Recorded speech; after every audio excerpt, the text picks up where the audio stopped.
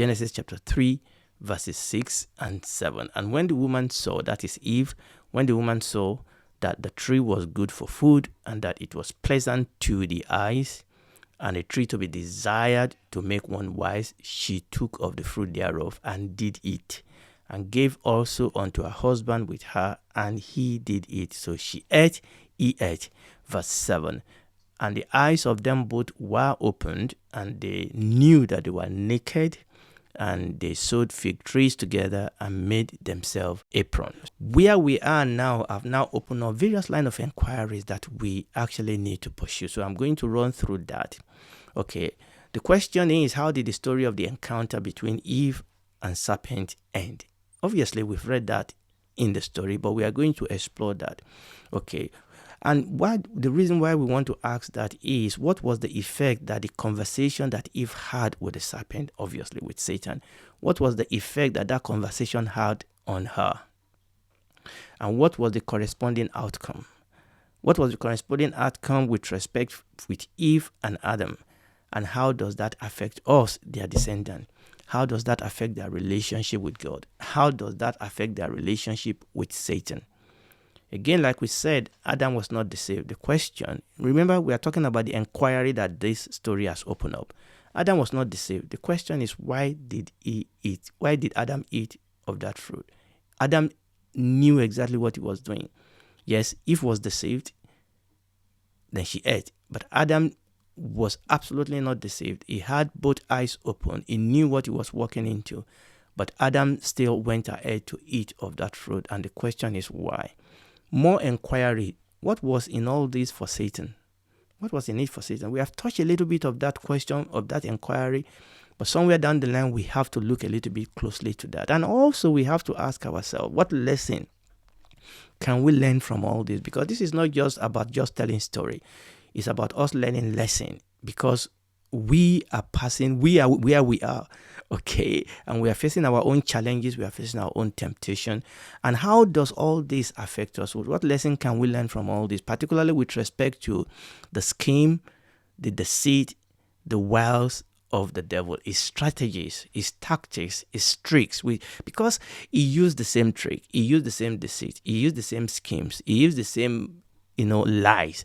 So what can we learn? Because Ephesians chapter 6 verse 11 talks about the wiles of the devil. 2 Corinthians chapter 2 verse 11 talks about the devices of the devil, his scheme, his strategies, his deceit, his tactics, his tricks.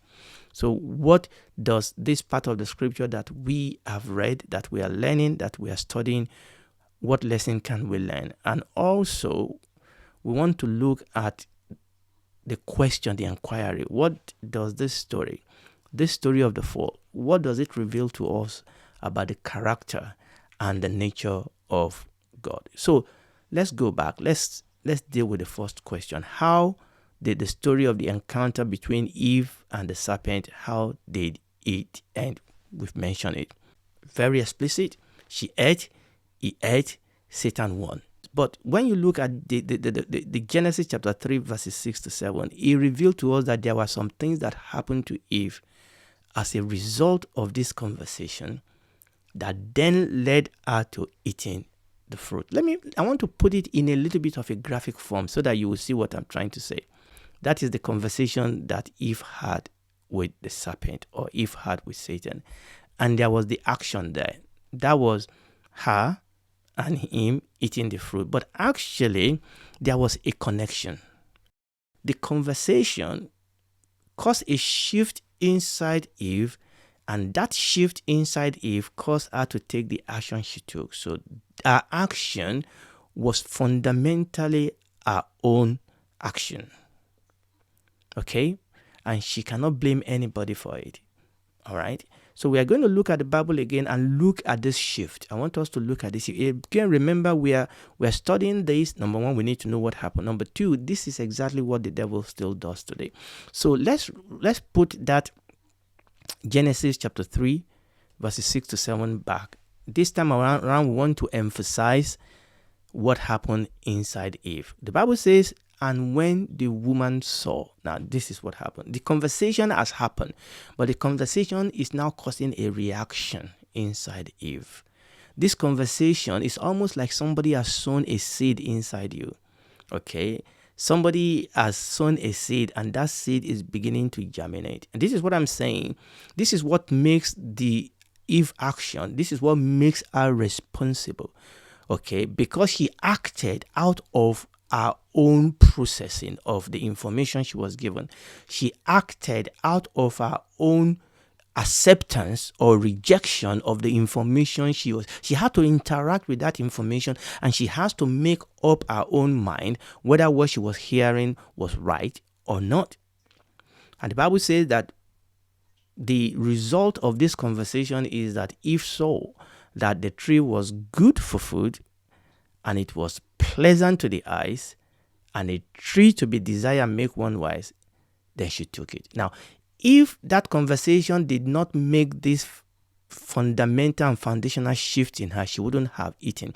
If this conversation has caused a righteous anger or a righteous indignation inside Eve, she would not have taken that fruit. But it went the other way. She saw that the tree was good for food, that it was pleasant to the eyes, and a tree to be desired to make one wise. And she took of the fruit thereof. So those are the three things that we saw here. Eve saw that the tree was good for food, it was pleasant to the eyes, a tree to be desired to make one wise. This is quite interesting though, because Eve has been seeing this tree of the knowledge of good and evil for some time. Now the Bible didn't tell us the interval, the period between the creation of Adam and Eve and when this fall happened. Eve has been seeing this tree for some time, and she didn't have this trinity of unholy desire towards the tree. She didn't have this trinity of evil desire concerning the tree until the serpent, energized by the devil, comes along, until she had this conversation. This conversation that then caused this shift, that then made it easy for her to disobey God. Previously, she looked at the tree through God's word and commandment. Previously, she related to the tree according to the revelation, according to the instruction, according to the commandment, according to the word of God, and therefore correspondingly acted in obedience previously. But now something has shifted. Now something has changed. She has listened to another voice. She has listened to another voice. And not only that, she didn't only listen to it, she didn't interrogate that voice, she didn't cast that voice out, she didn't stop that voice, but she began to accept it. She now looked at the tree through Satan's lie and deceit. She bought a lie. The reason why Eve disobeyed God's clear instruction, was totally blunted and blinded to what was going to be the inevitable result, catastrophe of this action. The reason why she took this step was because she bought the lies of the devil. She bought a lie.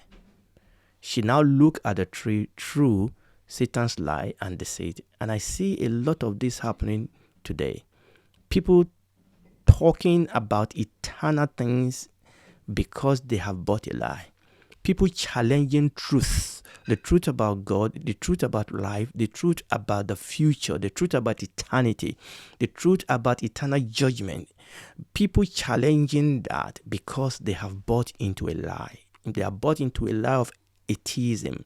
They are bought into different lie of different ideology, whether they are, philosophical or even sometimes religious ideology. People bought into a lie, and that invariably will affect the way that we act or react. So this incident shows the power of conversation to effect a change of mind or a shift of worldview. This is very, very important. Conversation, narratives. And this is what the devil used today. Social media. The devil control the social media of this world. Evil government uses the machine of propaganda, oftentimes through social media, oftentimes through mainstream media, to actually control the narrative. And if you are not on your toe, and challenging this narrative, because this narrative keep coming from every angle. If you are not on your toe to challenge and to present the truth against this narrative, oftentimes the end is catastrophic. So this incident shows the power of conversation to effect a change of mind or a shift in moral view. And we see all that in the social media today. I want to make, it's all over across, but particularly TikTok today. We see young people do, aggrieved, weird things, dangerous things, just because they see it on TikTok or they see it on other social media.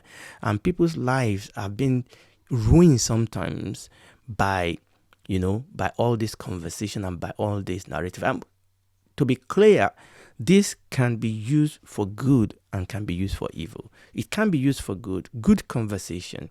A dad sit down and have a good, godly conversation with his son or with his daughter. Mom, dad, children have conversation with their godly teachers.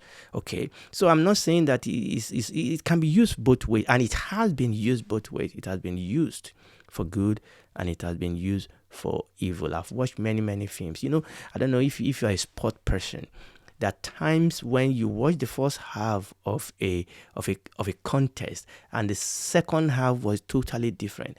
And when you then hear the story, is because the coach goes in there and give them a pep talk or give them a conversation that actually change the atmosphere.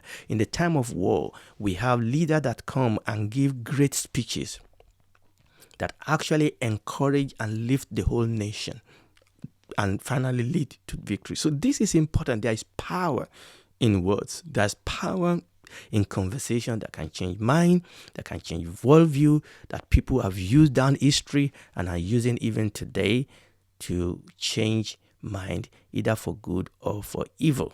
People talk today about fake news, and there's a whole lot of that today. And technology is making some of these things even so much powerful.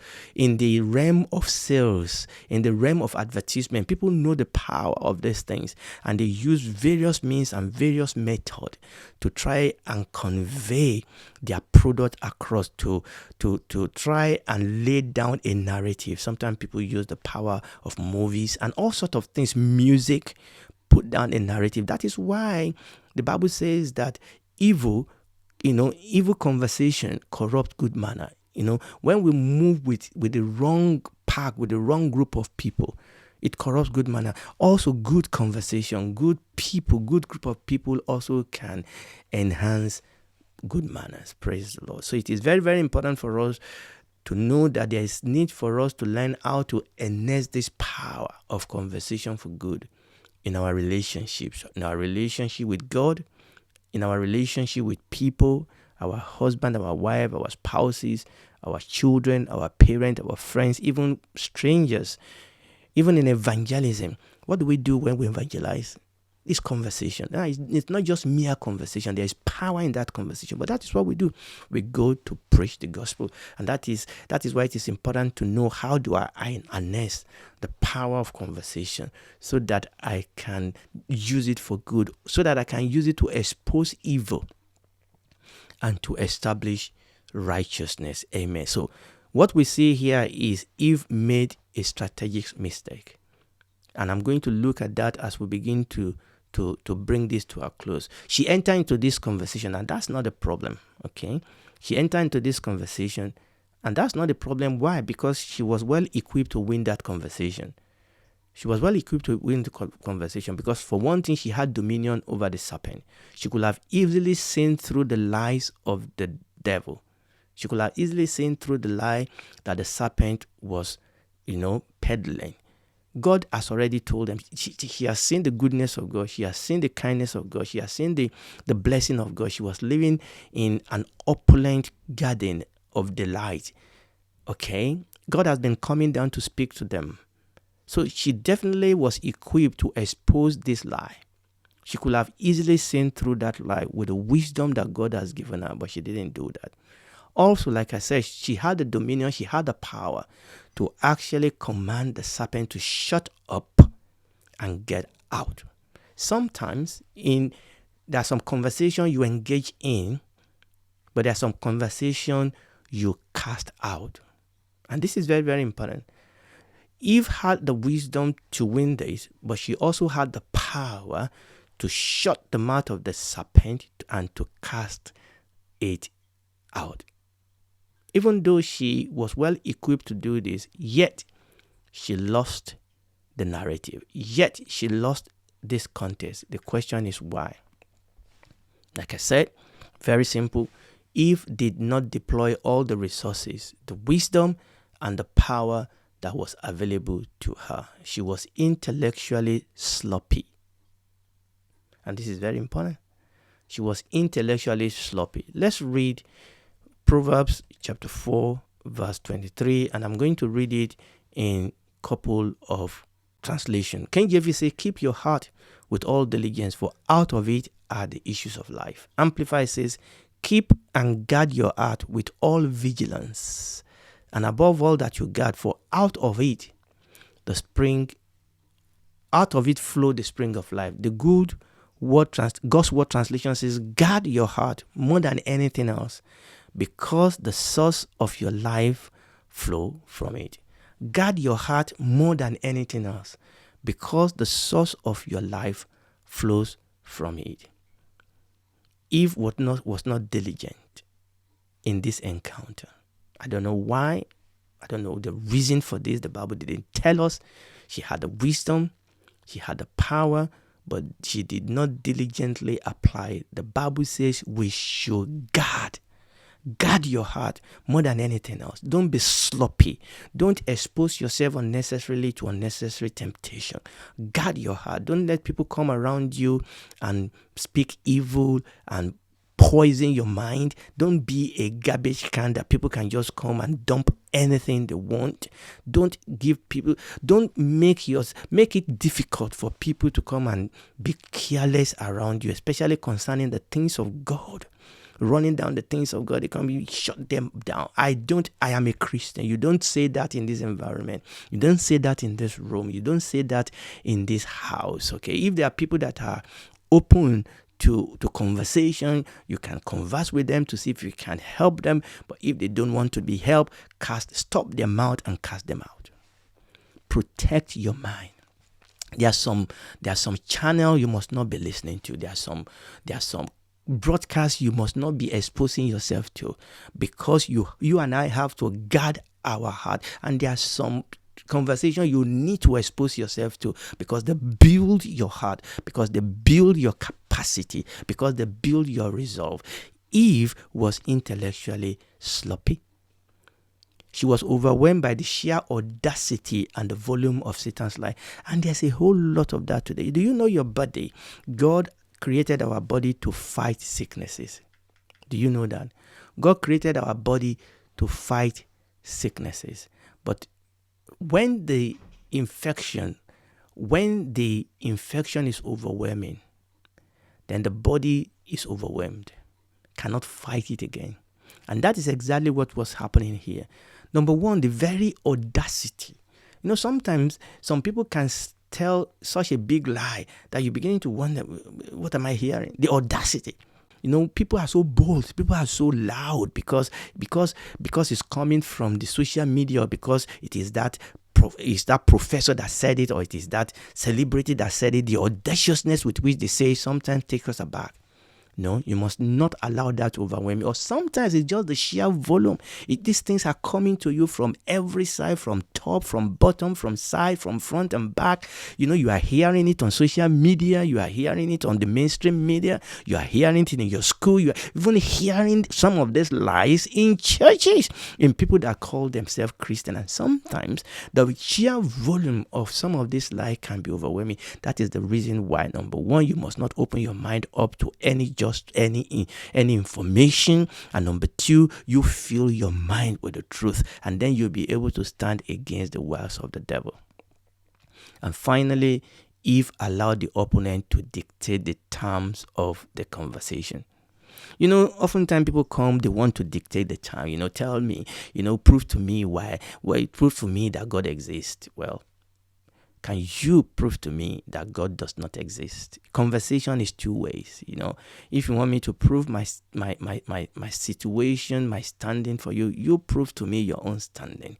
Okay, don't allow the enemy to dictate the term of the conversation. If it's a conversation, it must be two ways. Unfortunately, I see a whole lot of people that want to come and talk to us as Christians, but they want us to answer their own question. They want to dictate the term of the conversation. Now, that is not right. If you want me to prove something, then you have to prove your own situation and your own state. Let's read Romans chapter 12. Verse 2, King James says, "And be not conformed to this world, but be you transformed by the renewing of your mind, that you may prove what is that good and acceptable and perfect will of God." Let's read it from J.P. Philip translation. "Don't let the world around you squeeze you into its own mold, but let God remold your mind from within, so that you may prove in practice that the plan of God for you is good, meets all his demands, and moves towards the goal of true maturity." Praise the Lord. I'm going to stop there today. There's still a couple of things I want to talk about this, but my time has gone now, so I'm going to stop. J.B. Phillips says, don't let the world around you squeeze you. And the sheer volume of the lies, and there's a popular saying that when people hear lies and tell a particular lies, ever so often people will begin to believe it. Sometimes people will say lies, they know they're lying, and they may even apologize for it, and the mainstream media do this a lot. They will apologize for it, but they know that people have heard the lies anyway, and they know that a whole lot of people's mind will be poisoned. That is the tactics people use in the world today. They just want to lie about people. They want to just, slay their character. And even they say, well, we are sorry. But a lot of people don't even hear the apology. People their mind have been poisoned against other people. So J.B. Phillips said, don't let the world around you squeeze you into its own mold. Don't let the sheer volume of the lie around you make you question the truth. Rather, let God remold your mind from within. So we're going to stop there today by the grace of God, and I'm going to pick it up here because there's still an issue that I still need to talk about in this shift that took place in the heart of Eve. But it's not about Eve today, it's about you, it's about me, so that we don't allow the devil to get away with using the same tactic, the same deceit, the same, the Bible calls it the wiles of the devil, the same scheme. So we don't allow him to use that same trick on us today, because he's using this trick. We must stand against him. The Bible says we must resist him. And if you are listening to me today, I want you to know that God loves you. For God so loved the world that he gave his only begotten Son, that whosoever believes in him will not perish, but have everlasting life. If you have bought into the lie of the devil that says that if God is good, if God is powerful, if God is love, he won't send you to hell, there is hell. But because God is good, because God is love, he has made a way for you not to go there. And that way is the way of the cross of the Lord Jesus Christ. If you come to him for help, he will help you. Then you won't go to hell. All right. All you have to do is to admit that you cannot do this yourself. You are a sinner. You cannot save yourself. And that God has provided a way. Accept Jesus as that Savior. Ask him to come into your life. He will come in. He will be your Lord. He will be your God. He will change you from inside out. Then you will follow him. And when you die, you'll be with him. You'll be a son. You'll be a daughter. That is the way to escape eternal hell. But it's not only about escaping hell. It's also about living a life that is fulfilled here, that glorifies him. And that is the way to live it. So do it today, because tomorrow may be too late.